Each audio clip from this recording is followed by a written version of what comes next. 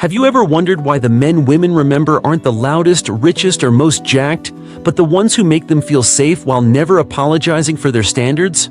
Here's the paradox most guys miss. Kindness is magnetic only when it has a spine. Real kindness is not approval-seeking. It's controlled strength. It's generosity without self-betrayal. In a world where so many men confuse being nice with being agreeable, women are starving for men who can be warm and firm at the same time. You don't win a woman's respect by proving you'll do anything for her. You win it by showing you won't abandon yourself while caring for her.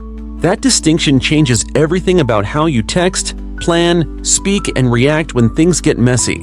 Imagine this. You plan the date, you book the table, you show up 5 minutes early. You compliment her outfit because it's true, not because you're hunting for credit. The food is late, the server messes up, she's a little cranky. You don't collapse. You smile, handle it with calm humor, and get the issue fixed without poisoning the mood. She feels your steadiness in her nervous system. That's kindness with leadership. Now picture the alternate universe. You overcompliment, apologize for everything, say whatever you want until your spine melts, and when she withdraws her attention to test you, you chase harder. That's not kindness. That's neediness dressed as manners.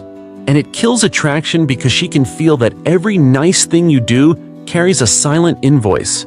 Here's the trap most men fall into. Some women use withdrawal as control. Not because they're monsters, because it works on insecure men. Sudden slow replies, vague plans, a cool tone after a warm date. You rush to fix it by over-texting, over-explaining, over-giving. Your stomach drops and you start running mental autopsies on a problem that might not even exist. You teach her that she can regulate your emotions with crumbs. The antidote is compassionate indifference. Mirror her pace without pettiness. If she pulls back, give space. If she goes vague, maybe this week, not sure, you stop negotiating and remove pressure. No stress. Let's try another time. Enjoy your week. Then you get back to your life. If she's genuinely interested, the space gives her room to reach back. If she isn't, you just saved months of self-betrayal. Let's be surgical about manipulation. Watch for patterns. She won't define anything but wants boyfriend effort. She dangles stories about other men to spark jealousy. She makes every disagreement your fault. She withholds affection until you comply. Don't argue with a tactic. Remove the reward. Shorten your replies. Stop explaining your worth. Validate once, then set the frame. I like you. I don't do silent treatment. When you want to talk directly, I'm here. If she threatens to leave because you set a boundary, you answer with non-violence and non-negotiability. I respect your choice. That sentence is the door that protects your dignity. You aren't punishing her. You're protecting the conditions under which your kindness can exist. Overinvesting is the disease that kills attraction under the costume of kindness. You buy gifts before a real connection forms. You send good morning and good night to a woman who hasn't earned your consistency. You cancel your gym session to fit her flaky schedule. You think you're being caring. What you're really signaling is that your life is for sale. Replace it with the reciprocity rule. Match, then lead. Thursday 7 p.m., wine bar on 3rd. If that doesn't work, suggest another time. Give attention in proportion to the attention you're receiving, then set the next container. If she gives a concrete alternative, great. Lead again. If she stays in the fog, step out of the fog.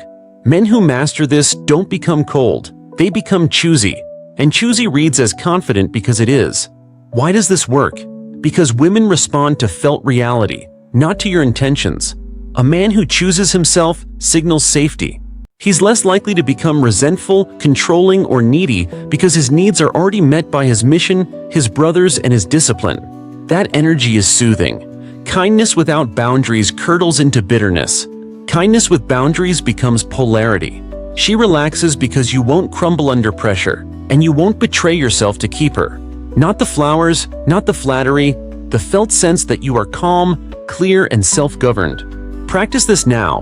Before you text, ask, am I seeking reassurance or offering direction? Before you spend, ask, has she reciprocated? Before you apologize, ask, did I actually do wrong, or am I afraid to lose approval? Build 3 habits this week. 1. Protect your schedule, workouts, work blocks, sleep. If she's interested, she'll fit into a life that's already moving. 2.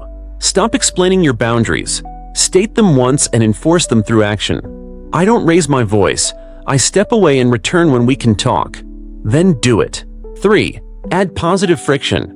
When you feel anxious, slow your replies, slow your speech, maintain eye contact, and let silence do some work. Anxiety wants speed. Leadership chooses pace. If she escalates drama, you de-escalate attention. If she withholds, you withhold pursuit. If she speaks directly, you reward it with presence. If she withholds, you withhold pursuit.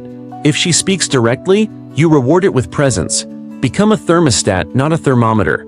Set the room. Treat tests as information, not emergencies. And when she is consistently kind to you, double down. Plan better dates, listen deeper, remove distractions, and make your appreciation specific. What you noticed and how it made the moment better. Kindness isn't soft, it's rigorous. It's the discipline to stay open without collapsing, generous without groveling, honest without cruelty. That's the version of you she can trust, and the version of you you can live with.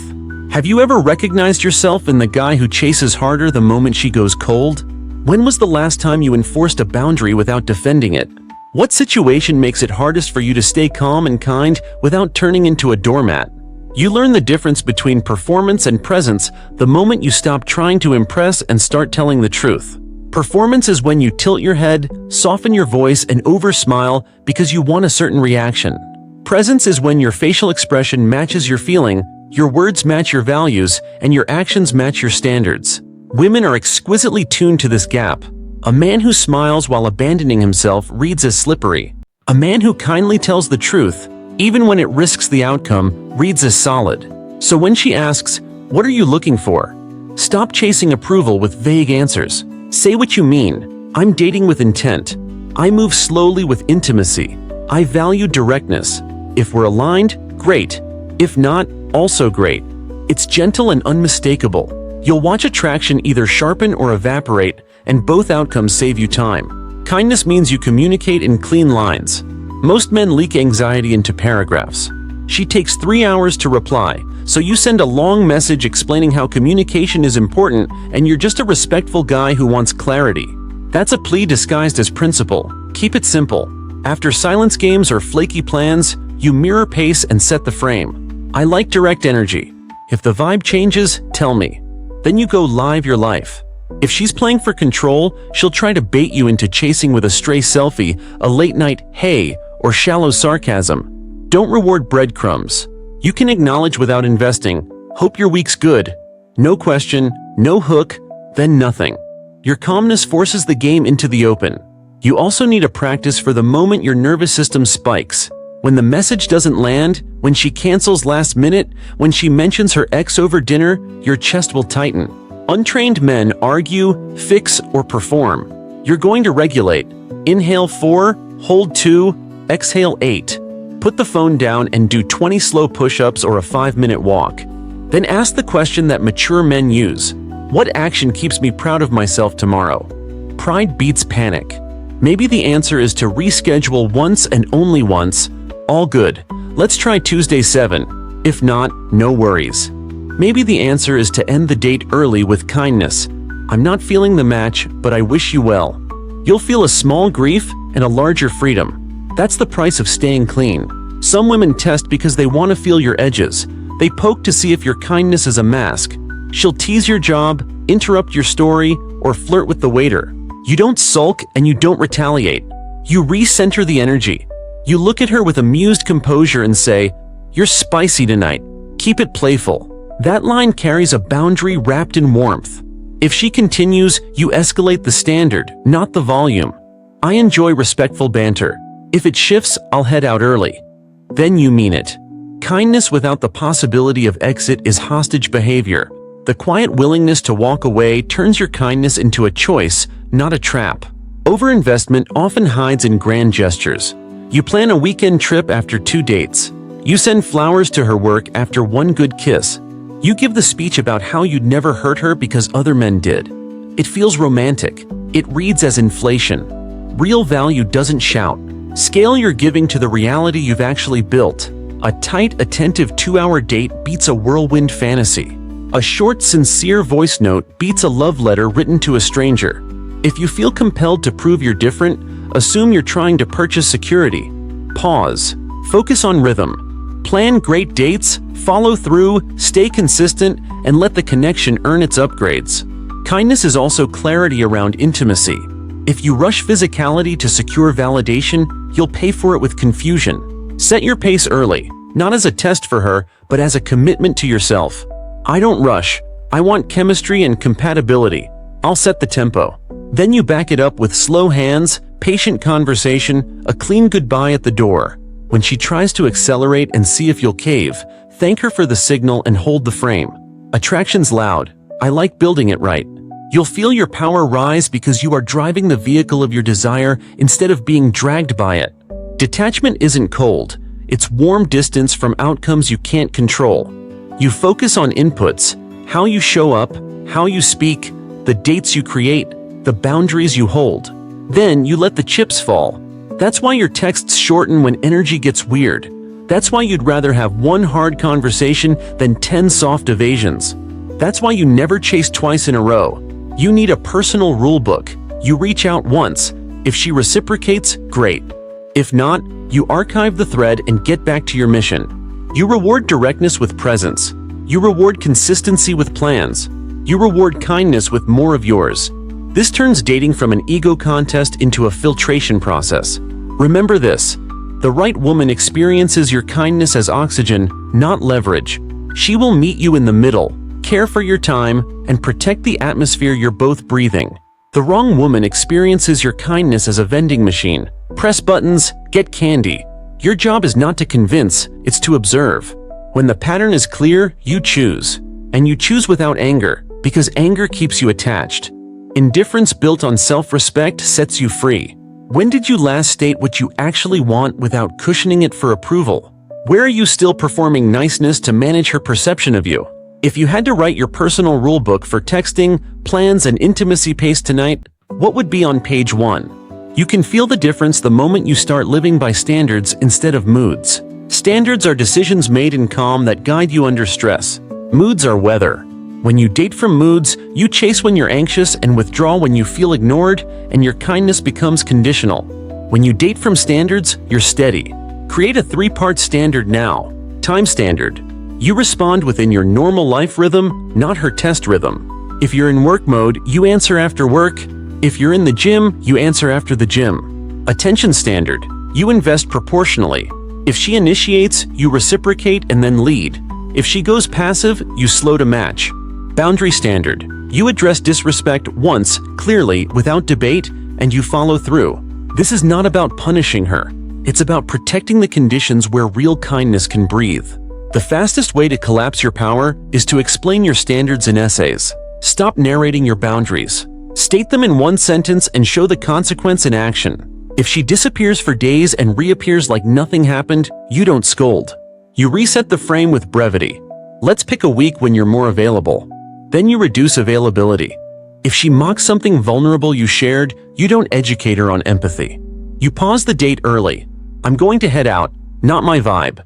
Pay the bill, stand up, and go. Your calm exit is a mirror. Either she self-corrects because she respects you, or she reveals who she is.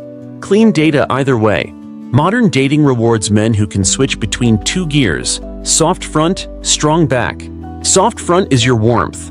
Eye contact, curiosity, steady tone, playful smiles. Strong back is your structure, planning, pacing, boundaries, follow-through. Many men run only 1 gear. Either they're all softness, which dissolves under pressure, or all hardness, which repels intimacy. Your practice: design dates that let both exist. Start with a decisive plan. Saturday 6 p.m., gallery opening, then ramen at Neko. Add micro moments of attunement. Learn her coffee order. Remember the story about her grandmother. Tilt your body slightly toward her when she shares something vulnerable. Then sprinkle leadership checkpoints. You choose the table, you pay without counting coins, you move the conversation when it loops into gossip. This combination broadcasts, "You're safe with me, and I'm safe with me." Let's talk about apology, because weak apologies destroy respect and strong ones build trust. The weak version: "I'm sorry if you felt..." Translation: your feelings are the problem. The strong version: You're right, I was late, that's on me. It won't repeat. Here's how I'll fix it. One sentence of ownership, one sentence of repair, and then silence. You don't grovel. You don't perform self-hatred. And you do not accept weaponized apologies back. If she says, "I'm sorry but you made me," you slow it down. "I accept apologies without the but. We can try again." If she can't do clean accountability, you file that as data. Kindness seeks repair, manipulation seeks leverage. Jealousy games are common. She mentions a guy who won't leave her alone, posts thirst traps mid-conversation, or name drops an ex in a way designed to spike your insecurity. You don't match it with jealousy of your own or interrogations that expose your fear. You reset the atmosphere. If you're exploring, explore fully. I'm not competing for attention. When you want to focus, I'm best in focused connections. Then you decrease availability and increase standards for next plans. Paradoxically, this often increases her respect because you refuse to audition. If she doubles down, great. You just avoided a relationship that feeds itself on chaos. There's also the kindness of selection. You must pre-screen for values, not just chemistry.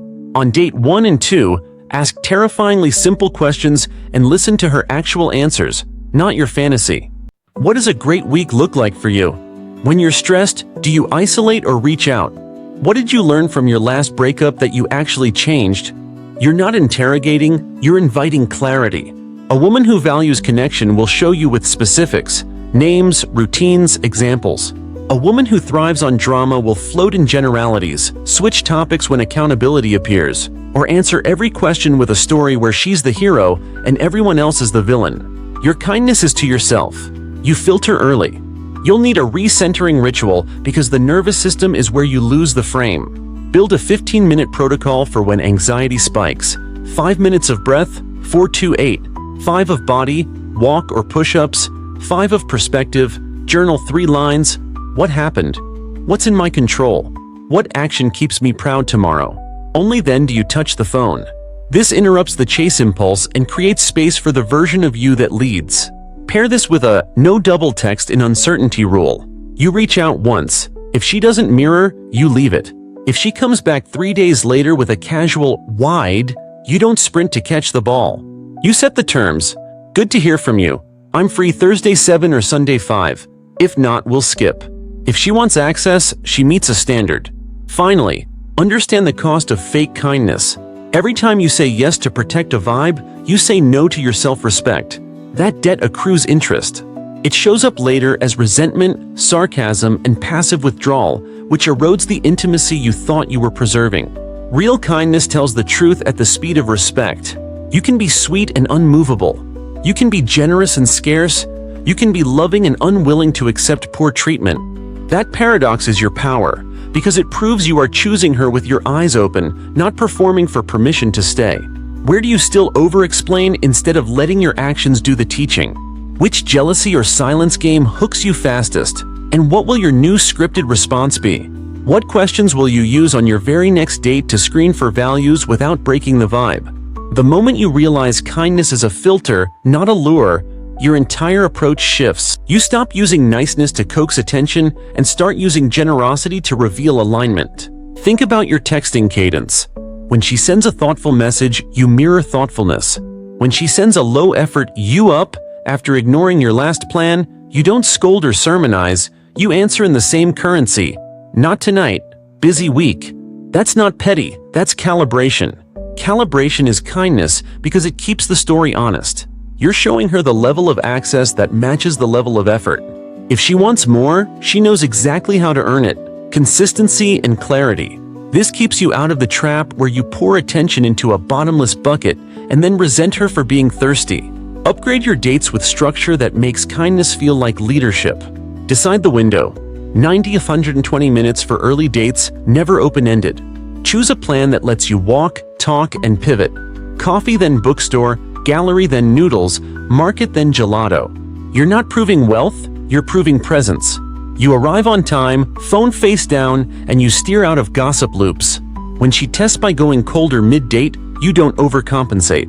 You hold eye contact, smile lightly, and move to a new topic or a new location. If the energy doesn't recover, you end early with grace. I'm going to head out. I've got an early morning. Thank you for tonight. You pay, you hug, you go.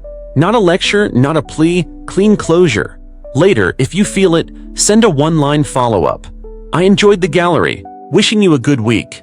That's the masculine version of kindness. Deliberate, bounded, and pressure-free. You'll also meet the storm test. That's when she brings a chaotic story to the date. Work drama, friend fallout, family explosions, and watches whether you drown or anchor. Weak men either fix or flee. You're going to do neither. You validate once, that sounds heavy.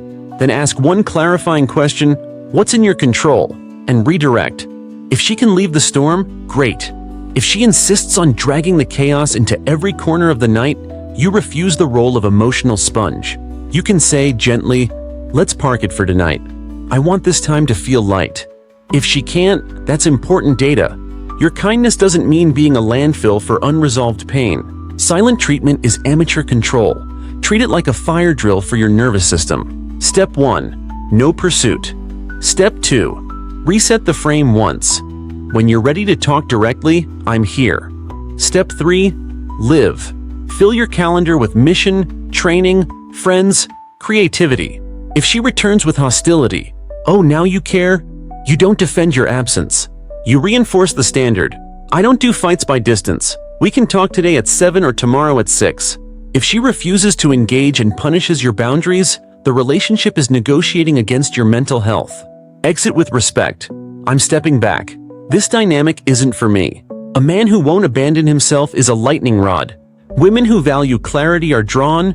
Women who value control scatter. Sexual pacing is where kindness proves itself. Many men sprint to intimacy to calm their insecurity, then discover they built connection on a dopamine fog. You set the pace with language and body. Before escalation, you name the tempo. I like going slow enough to keep it honest. During, you lead with consent as a mood, not a checklist. Soft questions, steady eye contact, a pace that responds to her breath, not your urgency. After, you're not a ghost. You text a simple, grounded message the next day. Last night was beautiful. How's your morning? And you keep your plan rhythm. That aftercare is kindness as security. But here's the line. If intimacy becomes a lever, she withholds to win arguments or offers to erase disagreements, you step off the board. Sex isn't a bargaining chip in my world. Let's solve the issue or pause. Then you pause.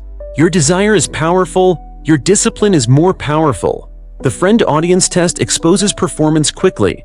If she performs disrespect in front of her friends, mini put-downs, inside jokes at your expense, you don't laugh along to keep the peace. You pivot the context. I like playful, not cutting. If it continues, you leave the group early without theatrics. Good to meet everyone, I've got an early start. The next day, you don't litigate the night. You set the standard for future access. I'm in when it's respectful. Otherwise, I sit it out. She either learns the joy of private intimacy and public loyalty, or she keeps her audience and loses you. Never outsource your worth to her mood. Build a masculine ecosystem that feeds you whether she's warm or distant. 3 pillars. Body. Train hard enough to sweat out static daily.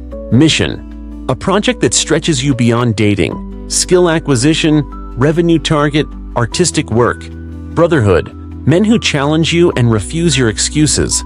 When your baseline is rich, you don't beg a woman to be your entertainment or your therapist. You offer a seat in a life that's already alive. That's what makes your kindness feel like abundance rather than a trap.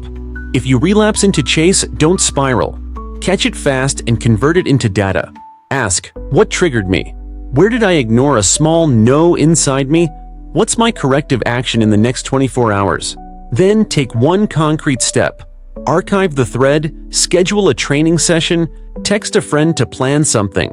Kindness includes forgiveness, but not amnesia. You remember the lesson and upgrade your standards accordingly. When was the last time you ended a lukewarm date early without apology? Which storm test has pulled you into fixing instead of anchoring? And how will you respond next time? What's the one pillar? Body, mission, or brotherhood you'll upgrade this week so your kindness comes from overflow, not emptiness. There's a version of you that never begs for certainty because he creates it. That version understands that kindness doesn't mean emotional exposure without discernment. It means intentional exposure with earned trust. You don't trauma dump on date 2 and then call it vulnerability. You offer calibrated truths and watch how she handles them. You share a small thing you're working on, sleep discipline, a family tension, a creative risk, and you notice whether she leans in with curiosity or weaponizes it as a future jab. If she shows care, you open one more layer later. If she makes it a joke or a scoreboard, the flow stops. This is how you build intimacy like a craftsman, layer by layer, never faster than mutual responsibility can support. Your conversations should move on rails you choose. Curiosity, values, future rhythm. Curiosity means you actually listen and reflect. So when you changed careers, what belief did you have to kill? That question isn't random, it tests depth. Values questions expose her operating system without the interview vibe. What do you protect your time for no matter what? Future rhythm is innocently practical. What does an ideal Sunday look like? If she answers with specifics and asks you back, you've got reciprocity. If she keeps returning to drama reels and status trivia, you're being auditioned for attention ATM, not partner. Kindness is to end auditions you didn't agree to. Let's get into conflict, because that's where attraction either matures or dies. The first time there's tension, don't sprint to reconcile because you're afraid she'll leave. Make the space safe and structured.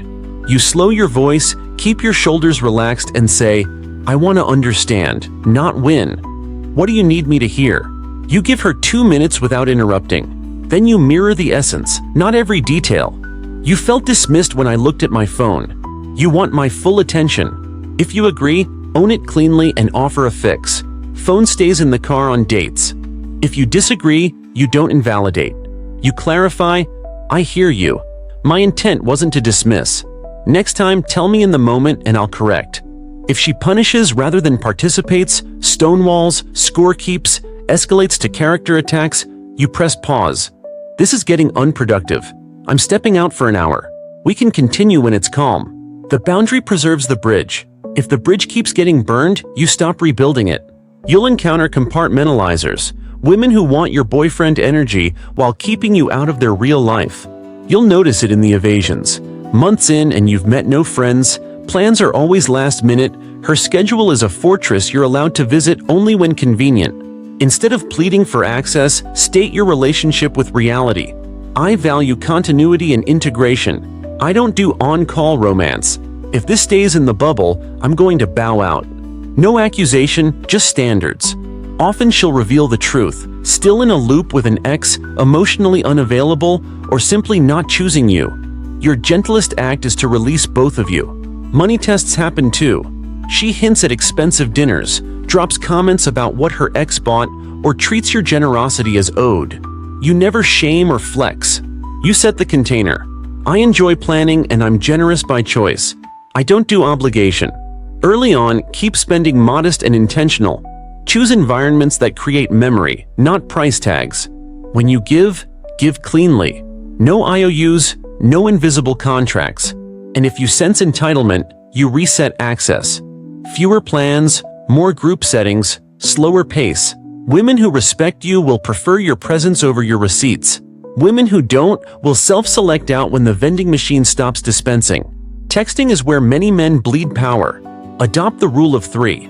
If a thread goes dry 3 times in a row, her answers are one word, no questions back, delayed without context, you convert to logistics only. Free through 7 or Sun 5. If there's no concrete response, you exit the loop. Archive, not anger. Conversely, when energy flows, you enrich it without flooding. One thoughtful question, one playful note, one plan. Then step away. Your absence is a feature, not a bug. It lets her feel the arc of missing you, which is essential if you want attraction to breathe instead of hyperventilate. Body language is kindness in a language older than words.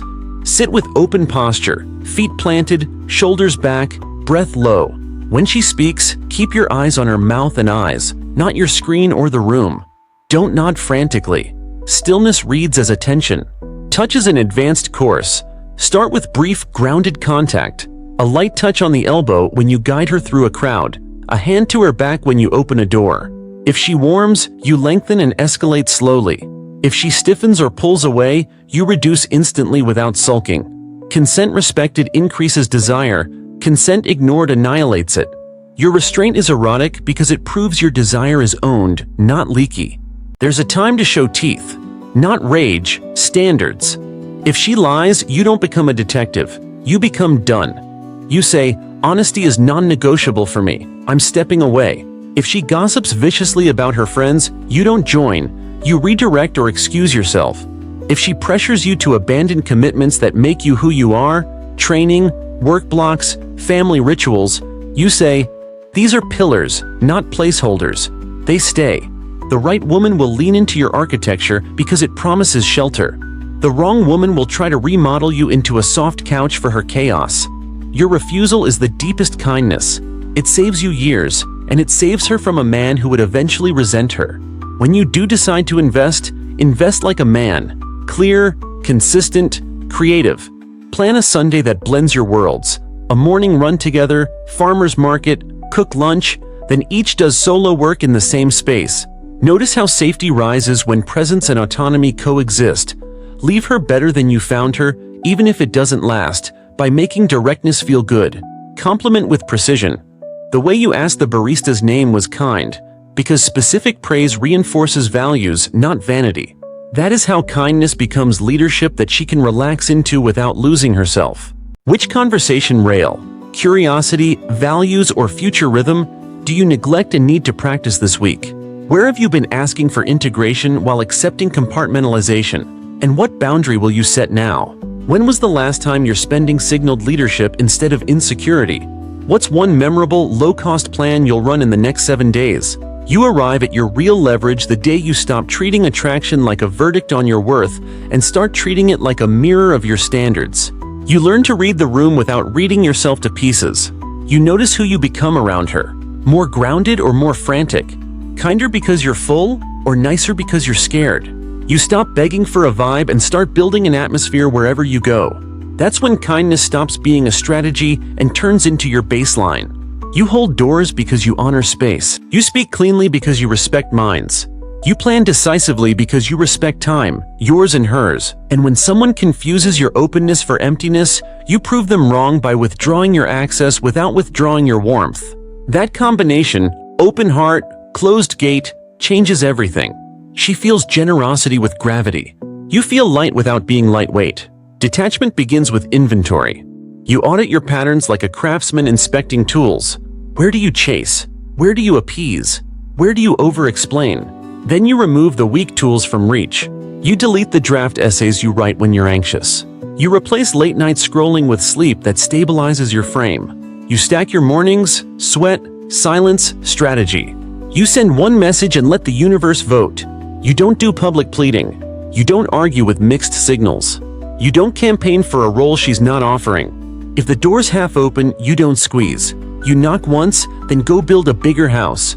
Paradoxically, that's when doors open. Because your life radiates selection. Because your respect for yourself upgrades the quality of invitations you receive. Kindness multiplies when you're not hungry for it to be noticed. That's why you compliment sparingly and specifically.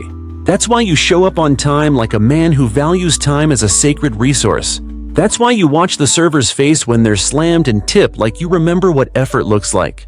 Not to perform nobility, but because you are not the center of every room you enter. Women with real depth feel this like a change in weather. Your presence relaxes, your calm organizes, your humor loosens knots. And when conflict knocks, your discipline keeps the price from climbing. You don't litigate tone at 1 a.m. You don't weaponize affection. You give clean apologies. You ask for clean ones back. You repair without groveling, and you refuse to be repaired with sex. Standards make love simpler, not harsher. There will be moments when the past tries to drag you back. A sharp text, a jealous mention, a silence that feels like a cliff. You will feel the old magnet of chase pulling at your ribs. That's when you use the ritual you built. Breathe, move, write the 3 lines. Ask the pride question. Then act in accordance with your answer, even if your hands shake. The rush to fix is a trap that trades long-term respect for short-term relief. You will not take that trade anymore. You will take the harder path for the easier life. Small discomfort now, large serenity later. You will let people be who they are and let that reality decide access. You will keep your promises to yourself in front of the person who most tempts you to break them. Understand this clearly. Some women will not like your boundaries. They will call them cold, controlling, unromantic. That's fine. Your standards are not a debate club. They are the architecture that keeps your heart habitable. The right woman will test and then relax, push and then trust, negotiate and then align. She will treat your kindness as a resource to steward, not an ATM to drain. She will mirror your reciprocity with her own. She will bring her softness and her spine. She will love that you can hold the frame without holding her hostage. And you will love that you can rest without collapsing, pursue without pleading, give without keeping score. So you stop trying to make everyone like you and start loving the man you are when you keep your word to yourself. You become the thermostat, not the thermometer. You plan dates that feel like home and adventure in the same hour. You say no quickly and yes deeply. You take nothing personally and everything responsibly. You lead with kindness because you're strong, and you stay strong because you lead with kindness. You become easy to trust because you are hard to move off your center. The chaos of modern dating doesn't terrify you anymore. It trains you. Every flaky text reminds you to invest proportionally. Every storm test reminds you to be the anchor. Every goodbye you choose reminds you that your love is valuable because you treat it that way. This is where the war ends. Not in bitterness, not in conquest, but in clarity. You will not compete for attention you did not ask to audition for. You will not negotiate your self-respect for a second date. You will not confuse being needed with being chosen. You are building a life that feeds you so your relationships can overflow instead of compensate. From that place, your kindness is no longer bait. It is your nature. It is the warmth people feel when they step into your orbit and realize there's structure behind the sun. A woman can lean into that without losing herself. And you can love from there without losing yours. She didn't break you. She revealed what you were too afraid to protect.